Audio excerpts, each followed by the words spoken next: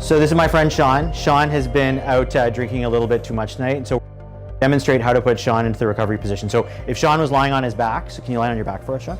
Thank you. So what you want to do is you want to have him lying on his side so that if he does throw up, the vomit comes out and ends up on the ground as opposed to in his mouth to end up in his lungs. So there's the easiest way, because particularly if people are bigger, you have to use their own body to help you. So lift one hand up above their head, bring the other arm across their chest, lift up the leg opposite, and then use that leg as a lever to roll them towards you. Use this arm here to stabilize their position at the top, the knee to stabilize their position at the bottom, and then tip their head back so that it's tilted back, and then there you go, and they should stay in that position. It's not that it's common, but it's something that is easily preventable. So basically what ends up happening is oftentimes we lose control over that reflex when we're intoxicated, and we tend to vomit without either knowing of it or having much warning or being able to act on it.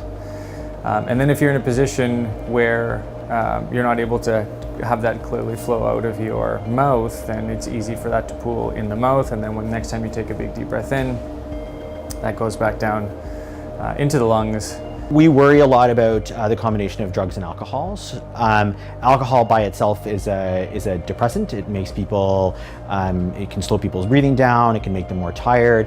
If you mix it with drugs, particularly drugs that have the same effect, it can actually cause you to stop breathing or interfere with your respiratory function or your cardiac output. I think it's really important that you not leave your friends alone. So either if you can stay with them, or someone else who is conscious and not intoxicated should stay with them to make sure that they're okay overnight. If you are at all worried about them, if they're gurgling when they're breathing, if they don't seem like they're breathing adequately, if you have any concerns, then certainly our advice is to call an ambulance and bring them to the emergency department so that we can assess them. We've heard of people being put in bathtubs or under a shower. Generally, we do not recommend that either. You know, we know that during holidays and during special events, people want to celebrate and do want to drink. Certainly, you know, that's okay in moderation. The one big thing is certainly if you've been drinking, please do not get behind the wheel of a car. Please drink in moderation, and remember, we're here for you, but we don't necessarily want to meet you here.